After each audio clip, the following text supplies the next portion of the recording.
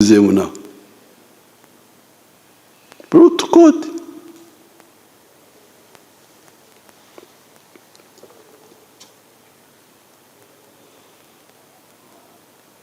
On the contrary, here you see basically creating scenes in the courts of law.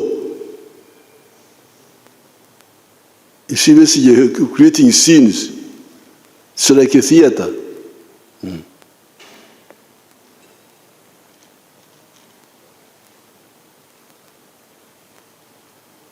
I could even see my sister Matembe limping into the court.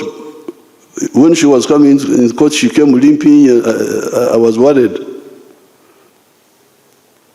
but forgot to limp. When she was leaving the court, she walked.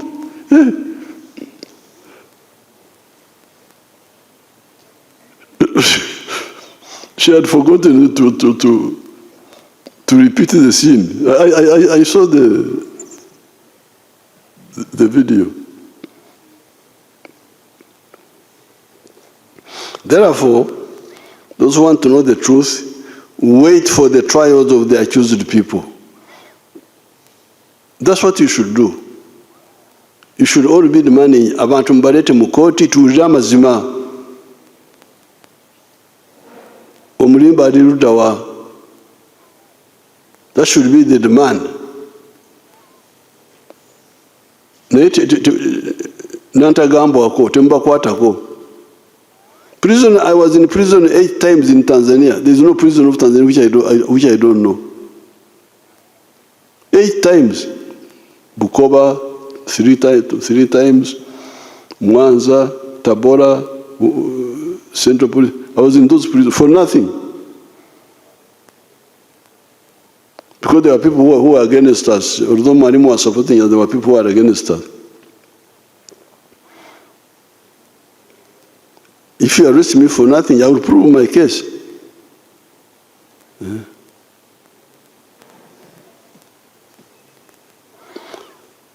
I cannot allow impunity in our system, even on the side of the security forces.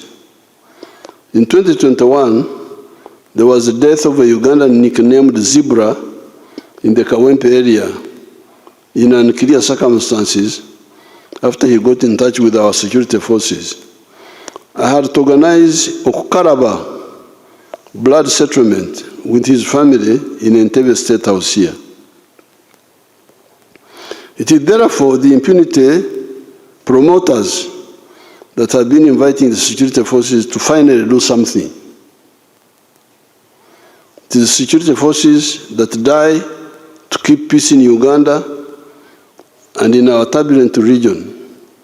If the security forces give their lives to keep peace in the country, why can't some of the political actors give up their egos and greed to make a contribution to that peace? Because the security people die. They give their lives in situations created by all these people. And all you are asked is not to die, is not to sweat, is simply to behave responsibly, that's all. And they are not able to do that. It is therefore, in order for us to insist on full accountability and no impunity for our words or our actions, you must be accountable for your words and for your actions, fully accountable. I hope these comments have illuminated what the gaps were and why the limited supportive actions of the security forces to the rule of law in the country. Once we have known the why and the what, then there is the issue of the how. The how. This is an issue we handled from other days of our resistance, and I will share it with you separately so as not to render this piece too long. The opposition lawbreakers may not get bail because they threaten the security of the witnesses. Because some people have been saying, you give these people bail, give them bail.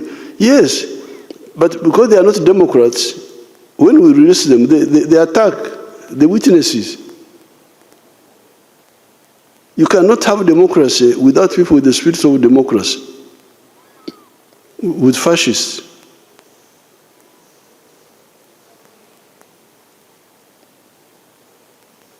Why should you intimidate a witness if you are innocent? Why? And threaten. So the answer why we oppose bail is because they come now to attack the witnesses. Now, if we allow the witnesses to be attacked, in the future we shall not get witnesses. And what will happen? The security forces can even start doing other bad things, like if they are blocked, the legal way is blocked, they can start extrajudicial executions, shoot somebody, say, oh, he was running away, he was escaping, we shot him. You should be happy that the security forces are not doing mob justice, because the civilians gave up. That's why they do mob justice. Gave up on the legal system. But the security people are still bringing these people to court.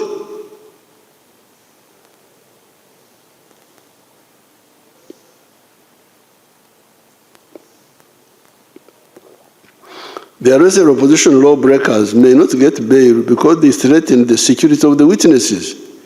It is this undemocratic culture of some of the opposition elements that has been provoking the security forces to fill these gaps. Therefore, what the security forces have been doing recently is not a regression in the fight for freedom,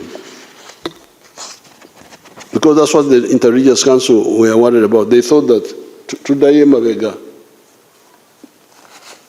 it is not a regression at all.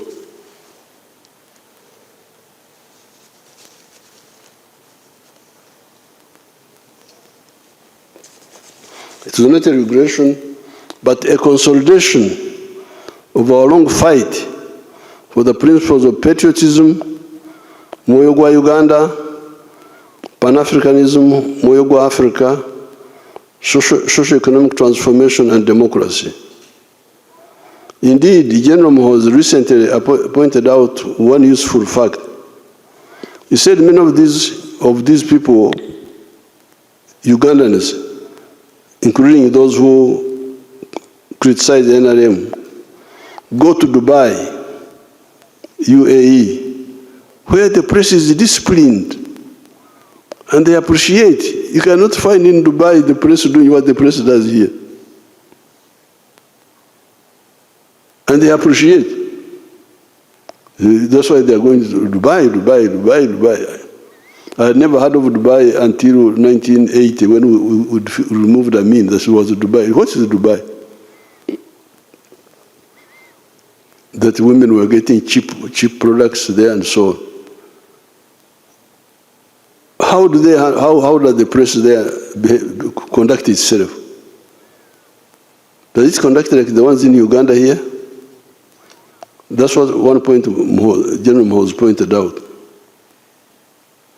And then he say, but why do they not want the same here? That was Muhoozi's question. If you think what happened to Dubai has helped to Dubai, why don't you want the same here? Therefore, those who have been putting forward the slogan Bizemu, you know, they are good at bringing slogans which are just empty. Bizemu. Ebyedda, kidnapping people, and so on. Bizemu. Meaning, the bad things of the past have come back, are wrong. Ebyaliwo,